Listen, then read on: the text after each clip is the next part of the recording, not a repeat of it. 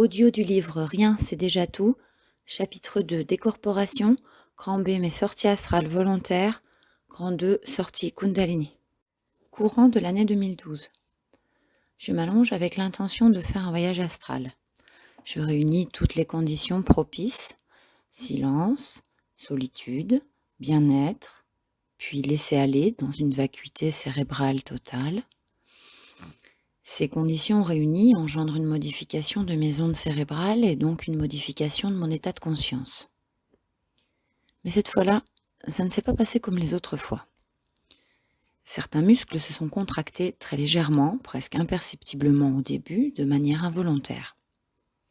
Il s'agit de muscles situés au niveau du périnée. Puis d'un seul coup, je suis sortie avec une sensation de grand plaisir, une jouissance identique à celle d'un orgasme sexuel, mais sans acte sexuel. C'était tellement fort et soudain que mon corps s'est recroquevillé sur lui en se tournant sur le côté. Et comme j'étais au bout du matelas, je suis tombée du lit. La chute s'est passée comme un film au ralenti. Et puis, elle a été amortie, tout en douceur, comme si un nuage cotonneux m'accueillait.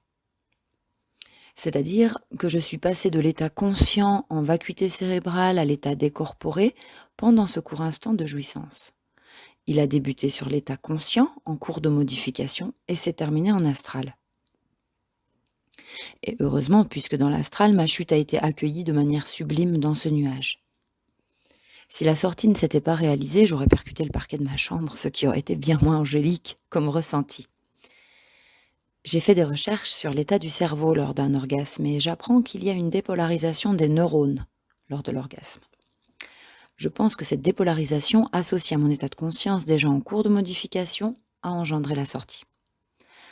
À noter que ma vibration dans toutes ces sorties est toujours empreinte d'amour universel, d'une certaine forme de reliance à la source et de paix intérieure. Je pense qu'il s'agit d'une montée de Kundalini. Je me suis ensuite relevée et j'ai avancé au fond de ma chambre. Tout était bien comme dans la réalité, sauf un cyclamen posé sur un petit meuble. Ni le meuble, ni le pot, ni la plante ne font partie de ma chambre en réalité. Mais je n'en ai pas conscience pendant la sortie, tout me semble normal.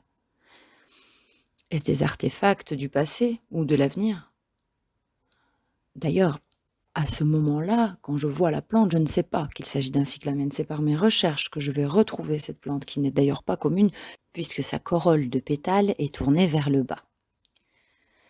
Je pense donc que ces objets invisibles, en réalité mais bien visibles quand je suis hors corps, et uniquement à ce moment-là, au milieu du décor parfaitement identique, lui, au décor incarné, sont des mémoires imprimées sur le tissu des pixels astraux.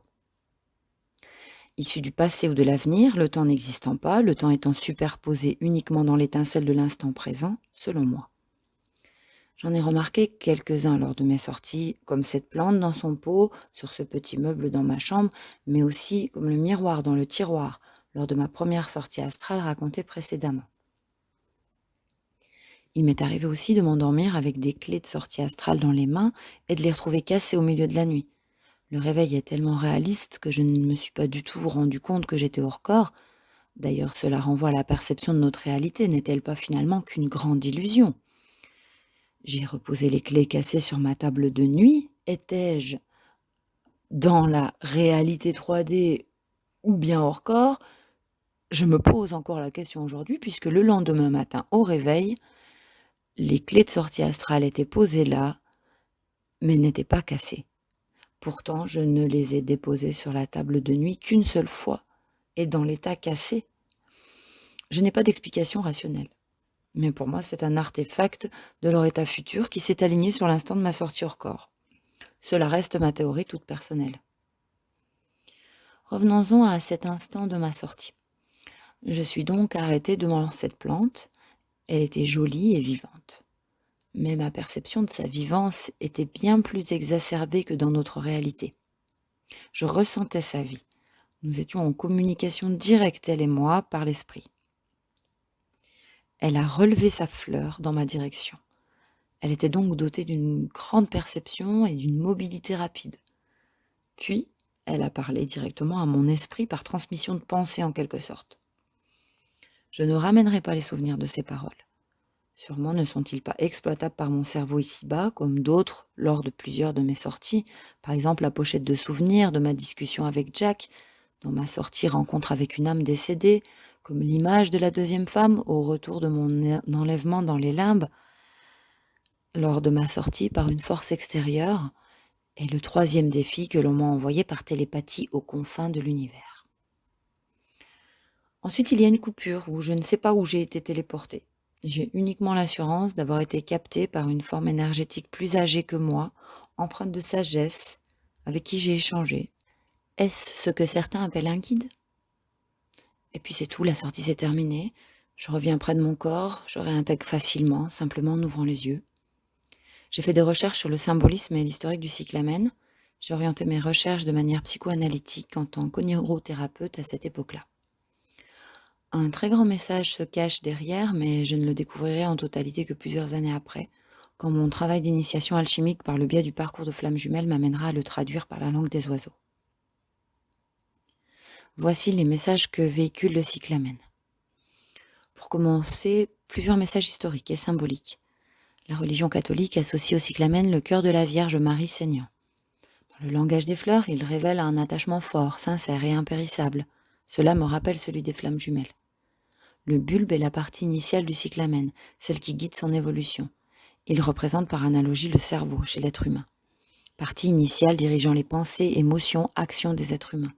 Il y a un parallèle. D'ailleurs, le langage populaire évoque le cerveau avec humour en employant la dénomination de bulbe. À ces feuilles en forme de cœur, j'y vois le témoignage d'amour universel. Et je fais le parallèle avec cet amour universel qui emplit totalement mon cœur au moment de la sortie. La fleur, que j'associe au sexe par symbolisme, est chez le cyclamen tournée vers la terre, avec la matérialité donc, et le tubercule, que j'associe au corps physique, relie le bulbe et la fleur et monte vers le ciel. La couleur blanche et ou violine des cyclamens évoque le chakra couronne par lequel l'âme entre en contact avec le ciel, le divin, la source. C'est également une porte de sortie du corps pour l'âme. Pour rappel, je l'ai expérimenté lors de ma première sortie involontaire quand je suis revenue brutalement dans mon corps. J'ai tangué entre les voûtes plantaires et la fontanelle par laquelle je ressortais à chaque fois jusqu'à stabilisation. La corolle de la fleur comporte 5 pétales, donne naissance à un fruit. D'après le philosophe grec Théophraste, 287 avant notre ère, elle susciterait l'amour et la sensualité. Le cyclamen fut également longtemps associé à la fertilité, aux vertus aphrodisiaques. Il entre dans la composition des filtres d'amour et tout en même temps de protection du sommeil contre les maléfices. Les Arabes le surnomment parfum de Marie, les Perses main de Marie et les Français gants de Notre-Dame, car la tradition veut que le cyclamen ait été touché par la Vierge Marie et en ait conservé l'empreinte de ses 5 doigts et son parfum délicieux. Tel un hermaphrodite, il enfuit lui-même sa graine dans le sol. Personnellement, cela me ramène à l'unicité des polarités, à la fusion des flammes jumelles au-delà des plans 5D. Puis voici le message alchimique et le décortiquage avec la langue des oiseaux.